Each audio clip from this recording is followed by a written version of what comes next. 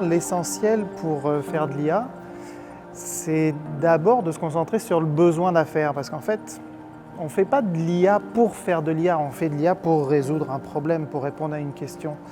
Et c'est uniquement une fois qu'on aura déterminé le besoin d'affaires, qu'on aura analysé, qu'on verra si l'IA ou non est la voie à suivre. Une autre chose, c'est les données. L'IA, on peut le voir un peu comme un moteur. Puis pour faire marcher ce moteur, il faut du carburant.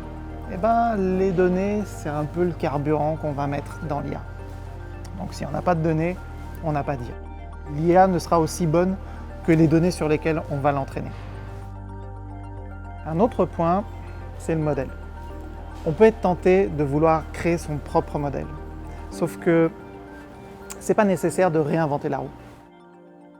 Ça va prendre du temps, ça va prendre de l'énergie, ça va prendre beaucoup d'argent et ça ne sera pas forcément très efficace.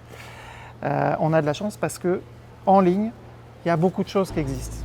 Il y a des librairies, il y a des frameworks et il y a même des modèles qui sont pré-entraînés puis qu'on peut prendre, appliquer et adapter aux problèmes. Il ne faut jamais perdre le nord quand on fait de l'IA. L'IA, les données, c'est une boîte de Pandore. Quand on ouvre la boîte, on ne sait pas très bien ce sur quoi on va tomber. Il y a beaucoup de choses qui peuvent en sortir. Donc il va se poser à un moment des enjeux qui peuvent être des enjeux d'éthique, des enjeux de responsabilité sociale, des enjeux de confidentialité. Ça, il faudra faire très très attention. Innover de manière responsable avec ces données. Donc toujours cet enjeu de responsabilité. Toute cette démarche, on peut l'entamer tout seul. C'est une possibilité, mais c'est aussi un risque. Ça prend du temps, ça prend de l'énergie, ça prend de l'expertise. On a de la chance ici, dans la grande région de Québec, d'avoir accès à un écosystème en IA et en sciences des données qui est très riche et très dynamique.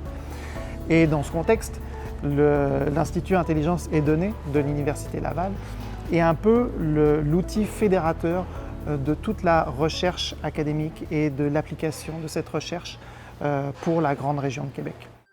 L'important, c'est d'abord de voir les besoins de l'entreprise et voir comment on va collaborer, puis par quel vecteur. On y va? Alors la 5G va permettre la mise en place et le déploiement des technologies de l'intelligence artificielle, grâce évidemment à des réseaux qui sont de plus en plus connectés, mais aussi des vitesses avec des facteurs de 10 à 100 par exemple, pour augmenter la capacité de la bande passante. On peut offrir au Hub de Québec un ensemble de services. Premièrement, ici, il y a des moyens techniques pour permettre justement de faire des tests et de lancer, par exemple, des algorithmes dans le serveur qu'on a sur place ici afin de tester ces algorithmes-là avec la 5G. On peut offrir également un accompagnement auprès de ces entrepreneurs-là afin de développer leur technologie, mais également du financement. C'est très bien qu'en ce moment, comme c'est émergent, les entrepreneurs ont besoin de financement et au Hub de Québec, on peut mettre en lien effectivement les grands partenaires là, comme Ericsson, Ciena et Thales afin de supporter le développement de votre technologie avec nos experts. Alors on peut tout à fait rentrer en contact avec des entrepreneurs.